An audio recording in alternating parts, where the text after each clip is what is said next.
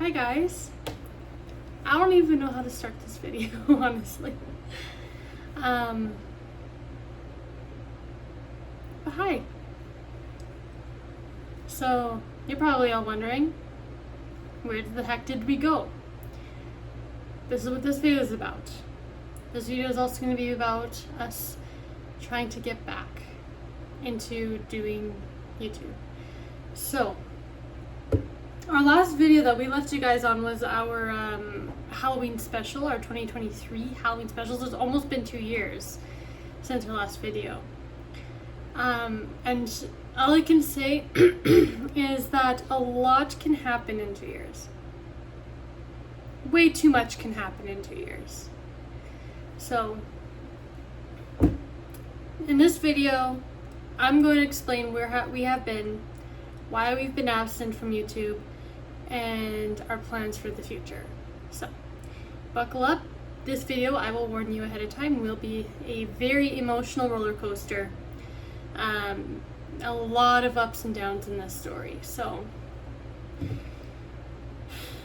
well, and you probably also wondered, wow, your setup looks different. Different background. I will get to that in a moment.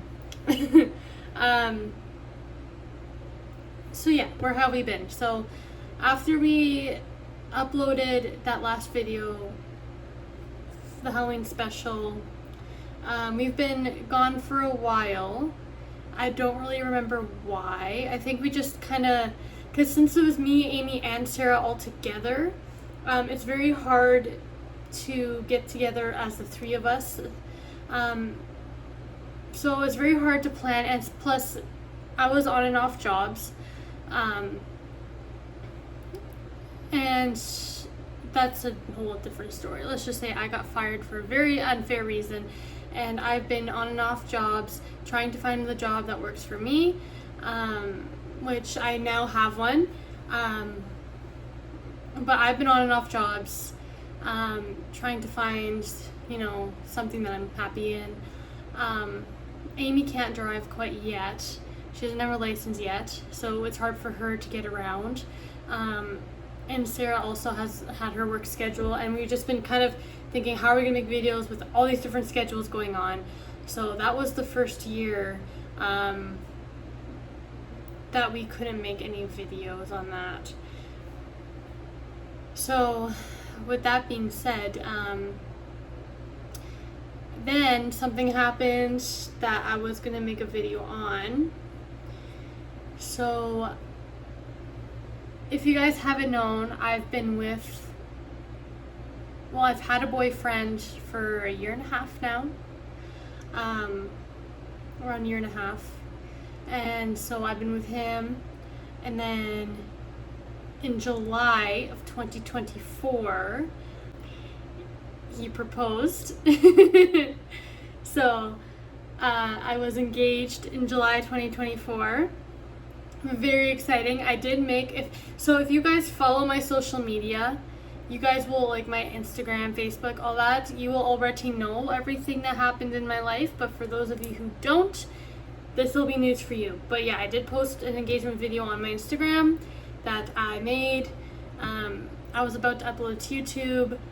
I haven't been able to get around to it because of the engagement. I was immediately, like literally 2-3 days after the engagement, I immediately started booking venues, hiring people, looking around, shopping around. I was on the ball immediately after the engagement, because sometimes you have to be, right? And the venue that we wanted for our reception is the most beautiful venue. That place gets booked up very, very fast. So we were definitely hurrying that, okay, we need the venue immediately. So we got the venue on the date we wanted, which is a bonus, but that's because we were on the ball so quickly. So just having us with the engagement, planning, everything was going so good. And then on October 1st of 2024, my computer just turned off. My father got into a head-on collision.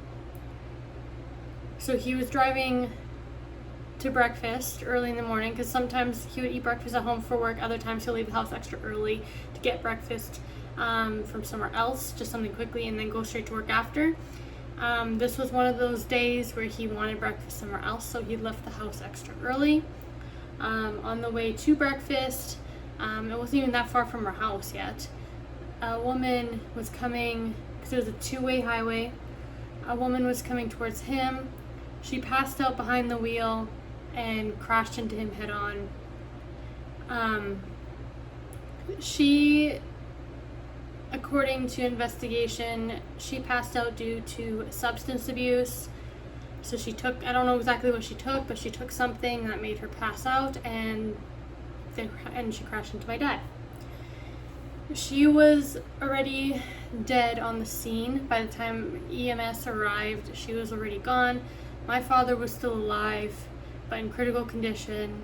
He was conscious, which is good. They didn't find him just lying there lifeless. He was conscious. They airlifted him to the hospital, and, you know, this is a very long story. But they airlifted him to the hospital. When he arrived, they said that his brain was good. His lung had a small puncture, but nothing horrible, like it would heal on its own. Obviously, his whole body shattered, arms broken, legs broken, his right ankle especially was like in pieces, you know. Is it because he drove with his right foot with the pedals, so of course hitting head on, his foot was completely shattered, so broken foot. He was wearing a seatbelt because the doctor saw the bruise, the seatbelt bruise that is very common to happen in a collision when you're wearing your seatbelt. And all I can say is they said he was very lucky to be here alive, and the reason for that is not only was God watching him, but he was driving a 2017 Toyota Corolla. And if you guys don't know, those cars are very good with their safety, because not only was there airbags in the front where the passenger and the driver steering wheel is, but there's also airbags all up on the top of the roof, and there's 2 airbags that was by the doors. So obviously when all the airbags went off, it protected him quite a bit, whereas in the woman's car, she was driving an older Suzuki, her steering wheel flew off. Like because we got to see like her car, and her steering wheel came off. Like it was gone, and the airbag didn't do a very good job of protecting her because she only had the one. So definitely having my dad driving a safe vehicle definitely was a major factor in him surviving the crash. So obviously they made him to the hospital, but as time went on, he got worse. His oxygen levels were way too high. His heart rate was way too high. And, you know, after further testing and stuff, he got pancreatitis. So that wasn't helpful either. And they said, oh, it's because of the stress his body went through, he got pancreatitis. I don't know how true that is, but I'm not a doctor.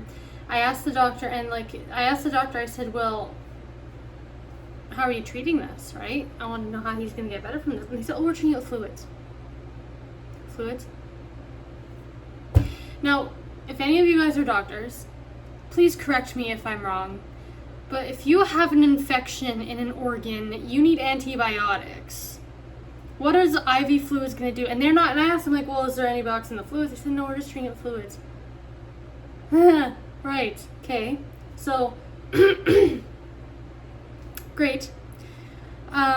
So then, of course, he went into surgery to fix his arm, his broken arm. Well, I think it was either one or the both. I can't remember exactly. I think it was both arms. He went into surgery to get them fixed. And during the surgery, he suffered a heart attack. So after the surgery was done, they were able to stable his heart and everything. But once that was done, they're like, well, why did he have a heart attack, right? So they were able to do tests, EKG, whatever, to find out, oh, he needs a stent in his heart because his artery is clogged. Well, when he was first admitted and they told me, well, his heart is fine, obviously it's not, if you missed a clogged artery in his heart and he needs a stent, apparently. So they're like, oh, he needs a stent now, so he's in very, very high risk of heart attack. So they transferred him to a different hospital to get it done. The neurosurgeon opened up his chest, looked at his heart, and was like, you know what, it's worse than we thought. He'll need a double bypass. Okay, well, now he needs a double bypass, but his heart was too weak to do the surgery, so they had to wait for him to recover from his other injuries before working on his heart. So they're just going to have to try everything to make sure he doesn't have a heart attack before then. Great. And then later on, he had trouble breathing. Why is he having trouble breathing? They checked, they did a chest x-ray. There's fluid in his lungs. Well, where is this fluid coming from? I thought it was just a small puncture that, ooh, it's going to heal on its own. No, his lungs are filling with fluid. Where did this come from? So his lungs were filling with fluid. They had to take care of that, and they did, and he was a lot better after that. We also had to my experience with this hospital is the worst, but you know, it's Canadian healthcare for you. That's all I can say. But so yeah, and now we had to babysit. My mom had to babysit the nurses because he was supposed to get pain medication every 3 hours, and they gave him his pain meds every 5, maybe even 7 hours, and my father was in so much pain. He was like, every time we came to see him, he was like rolling around, pretty much screaming, wanting meds. My mom and I always went to go find nurses, like, hey, give him his medication. When was the last time he had his medication? And they would say, oh, 4 or 5 hours. I'm like, well, every 3 hours we were told, why are you not doing your job giving my father medication? And he was in 24-hour care. Okay? So keep in mind, with all this going on, my dad hasn't eaten or drinking anything yet because they don't know like how his stomach is going to handle it, right? So there was one day where he was doing a lot better with everything, so they let him try a coffee, it was just like a black coffee, just see how, because he really wanted coffee, so we just wanted to see how he would handle it. So he finally got his coffee. He was very happy, very, very, very happy. He really wanted that coffee. But yeah, so he got his coffee. He was able to stomach it. The nurse started bringing him like very, very light foods, like heat Jello, ice cream, heated popsicles, just to see how he would handle it. And he handled it very well. So mind you, he had one good day.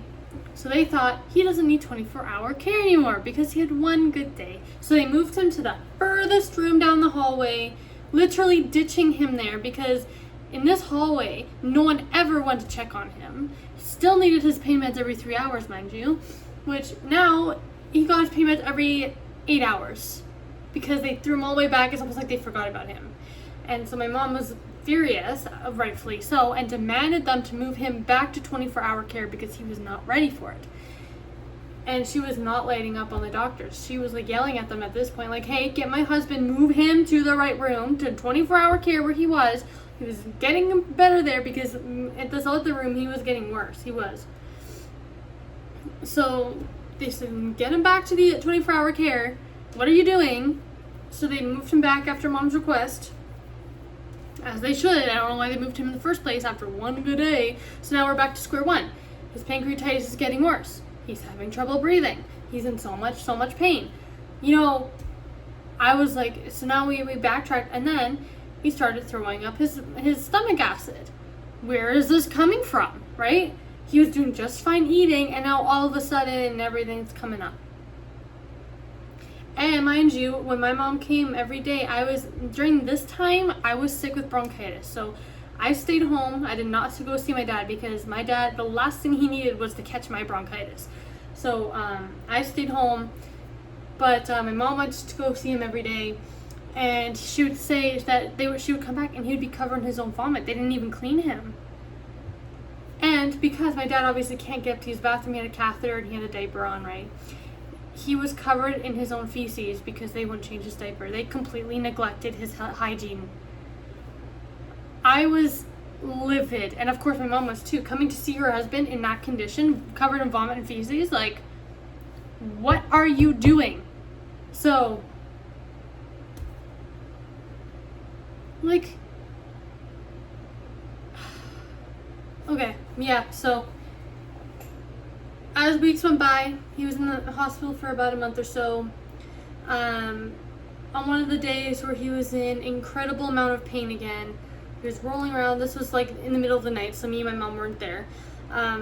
He was rolling around in pain, and he managed, somehow in his condition, he managed to fall out of bed. How do you just in 24-hour care, mind you, they let him fall out of bed in 24-hour care. There should always be someone there, and he still managed to fall out of bed. So when he fell out of bed, he got very severe internal bleeding. I don't know how hard he hit the ground. We asked the doctors. Apparently no one saw it happen. Conveniently, no one saw him fall out of bed. And he got very bad internal bleeding, had to be rushed to the ICU. He was intubated. He was in a coma. I don't know if it was medically induced or not, but he was in a coma. And they said they tried to stop it. They couldn't stop it. So they said, you know what, enjoy your last moments with him. So we were there that night. I was there with my fiance and my mom. The whole family was there. My grandma, all of my dad's aunties, and the whole family was there, because, you know, and my dad's sister, my auntie, you know. So it was a very painful waiting game. We waited and waited until it was around 9:30, 10:30 at night. Everyone had to go home. So my auntie just said, just call me if anything happens. I'm going to keep my ringer on tonight. Everyone went home. My mom said, I'm staying with him. So my mom stayed at the hospital. Me and my fiance went home. Well, my fiance stayed over at my place for the night. He just slept in the guest room because if anything were to happen, I needed him to drive me, because I just don't feel like I would have been able to drive in that condition, being like frantic when it wouldn't be safe to do so.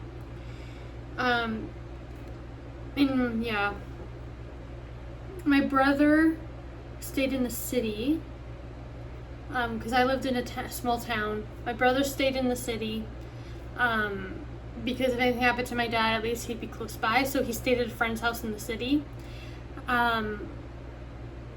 So yeah, so I was starving at this point, haven't eaten like all day pretty much, just a few snacks here and there. I haven't eaten yet. So I had my fiance passed right out. He was exhausted. He just passed out. I went to grab a bowl of cereal. I was watching a little bit of my show. I was just eating the bowl of cereal, and then my mom called me frantic saying, he's getting worse. He's not going to make it. You need to come here now. So I ran downstairs where the guest room was, and I woke up my fiance, and I said frantically, we got to go now. He's not going to make it. We got to go now. So he got up. He got dressed. I got dressed.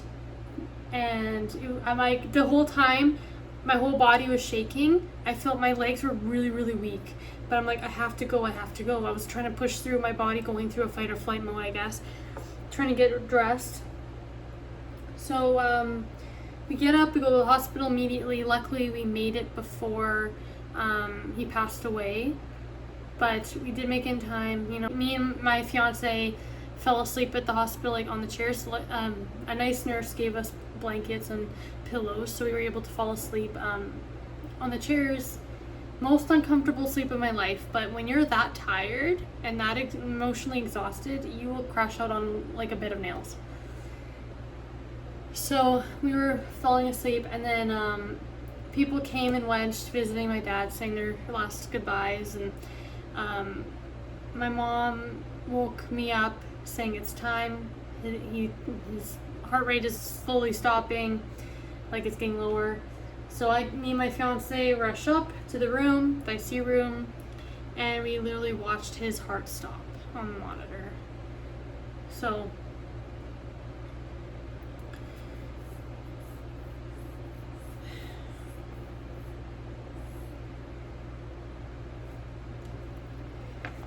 yeah, we watched his heart stop.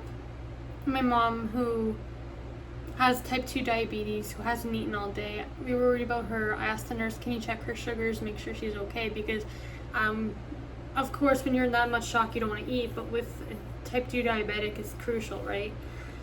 So we checked. Thankfully, by the grace of God, her blood sugars were perfectly fine. So we just kind of left her alone to grieve. We just want to make sure her stomach was, or her blood sugar was okay on an empty stomach. But yeah, so I've never seen my mom like that before. I've never seen anyone like that. But like even I was in such shock. It's almost like I couldn't believe what was happening.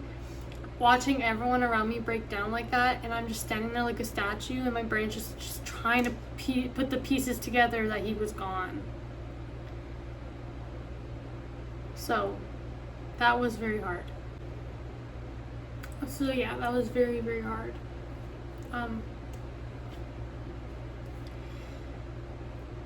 So I just did absolutely nothing for about a month after that. Grieving, processing. When someone goes like that, it's very hard to process it. Because it's not like he had cancer, where we were kind of like preparing ourselves for him not making it. But this was just, everything was happening so fast.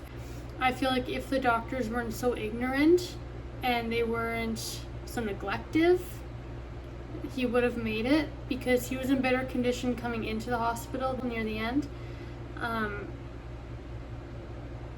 So I totally blame the doctors for it. Everything could have been prevented. So are we taking legal action on the matter? The answer to that is no, because of insurance, because it was a car accident. If we were to take legal action, insurance would not want to cover anything. Don't ask me how that works, I don't know. But we probably would have sued the hospital otherwise, because that shouldn't have happened. So your guess is as good as mine. So as you can imagine, that was tough. I didn't feel like, so that's why no videos were made, because I was gonna send out, like, make a lot of like engagement announcement videos, but I just didn't feel like it after the accident, so everything was just left alone. I started feeling a little better around the 2-month mark. I started wedding planning again, because I can't put my wedding on hold. I took 2 months of not doing anything, and now I'm like, we have to start hurrying with the wedding stuff, so we start planning the wedding. Wedding planning was good. I quit my job a month before the wedding, because I needed more time for the wedding to plan it. So I quit my job a month for the wedding. We planned it. The day of the wedding comes, and it was absolutely perfect. Everything was so beautiful. The wedding, like the coordinator and her team did an amazing job setting up our reception. We set up our own ceremony. We had our ceremony at our church that we go to. I've been going to this church since I was 5 years old. So we had our ceremony at the church that we both go to, and then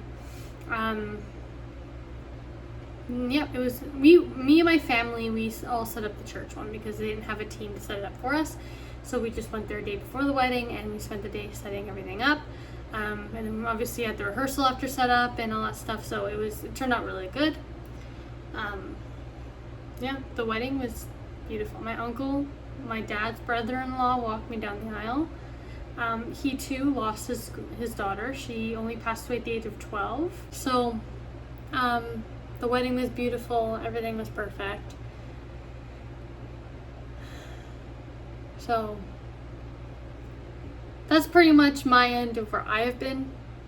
And of course, now that I'm married, I am living with my husband, hence the new background. So it's just, it's been wild. Like, I know me and Eni have made videos in the past saying this is where we've been whenever life got in the way, but life really got in the way this time. So, as for Sarah, because I know Sarah's been going through physical and mental health problems, which I'm not going to get into because it's not my story to tell. So I'm not going to, get into that. If Amy, or not Amy, if Sarah wants to tell you guys, then she will, but it's not my story, so I'm not gonna get into her business. But so yeah, so Sarah's been going through struggles, and then I know Amy recently lost Moki. If you guys don't remember Moki, she's her second dog that appeared on this channel that also passed away. She got really sick. I'm not sure with what. So life really got in the way this time. For good and bad reasons. Me getting married is not a bad reason. But yeah. So I'm just looking through all of our old videos that we've done. So in terms of our channel's future, we are gonna try getting back into videos. It's gonna be a slow process because I got my amazing husband got me a PC for Christmas, a PC monitor, literally the whole setup. Like I'll show you guys my setup here. So this is my setup. Very, very nice. Very happy with it. The keyboard the keyboard and mouse is so dang cool. Look at that. My monitor, nice monitor. Here's my chair, which I got a nice chair to match. I'm going for a white and a blue and some black theme apparently. This pillow here is a massager, so it's very nice. Hence on this cord here, that's for the massager and everything. This is my PC. Don't ask me what's in it. I'm not a techie person. I just told my husband I wanted something white, and he just found the best white one he can find. Here's the inside of it. And then also RGB. Usually if it's like thinking, it'll be just blue, but it's colorful. And then this is my headphones. I painted this, so I'm like, you know, this will be my new headphone holder. Yeah, they're cat ears. It's kind of backwards, but here's the front of it. So super cute. Also RGB on the side. So very happy with it. And this is my husband's setup. Much better than mine, obviously, but he's more techie than me. I don't need anything serious. And then he got a new PC as well, so this is his. Mine is RGB like that, like it changes colors like that too, but only when it's like off. Like his is off right now. So his microphone. He had a webcam on there. I don't know where he put it, but gave him a good headset and everything. So yeah, we have a pretty good setup up here. Pretty dang good. So yeah, so this is the part where I talk about the future of this channel. So now that I have a really awesome setup, because my husband is so amazing, I want to do things more professionally, I guess is the word I'm talking about. Because before, with all the other videos we made, I recorded on my phone. I edited the videos on my phone with a very awesome editing app, I may add.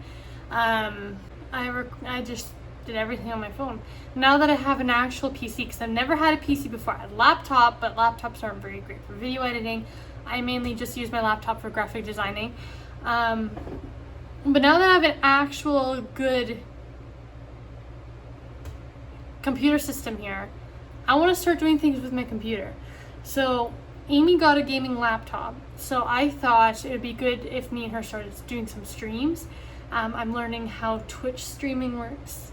I'm learning different programs for editing on here, recording on here. I don't have a webcam, so I might just be using my phone a little bit longer until I get one in the future sometime. So streams, I won't have a webcam, unfortunately, but gaming videos, I'll just record my phone and paste it into the video, whatever I have to do. So yeah, that's pretty much all I had to say. I'm just scrolling through all of our old videos. Like, I should watch some of these. I should watch some of these again. It's been a very long time. And you know what? And just watching throughout the years, like, our Rabbids video did very well. But just watching these throughout the years, it brings back so many memories. Our Uno video. So yeah, video or recording is definitely something I do want to get back into for sure. So yeah. Alright, well, that's it for this video, I guess. I don't know really else if I have anything else to say. I just want to say thank you guys. During this huge absence, we haven't lost a single subscriber. So that in itself is big. And I just want to thank you guys so much for the support. You guys are so amazing. And we are very hopeful to have more videos in the future. I'm just going to ask one thing, and that is for a little bit more extra patience as I'm relearning things. Because like I said, I've never had a computer before. So I don't know really how things work yet. If you guys have any tips and tricks, let me know in the comments below, and that might be even more helpful to get more videos out sooner. That's all I came to say. I don't know, I'll reminisce when I'm not recording, but thank you guys again. So much for the support, so much for the love. We will get back into it. I wish I could tell you when, but I don't know for sure yet. But we will get back into it, and we will come with a strong schedule, strong routine of what we're gonna do with recording. Now that I've also moved, I'm pretty far away from Amy now, about almost an hour away from Amy, so it's quite the drive, but we will make it work somehow with the power of the internet. We just gotta learn how. So thank you guys so much for watching. Thank you again for the support. Very appreciative. Now that I'm married, and now that the grieving process, because it's almost been an exact year since the accident happened, so I've been better emotionally, mentally. That's the reason why it took me almost a year to make this video as well. But yeah, so thank you guys again for all the support, all the love, and I will see, well, we will see you in the next video. Bye.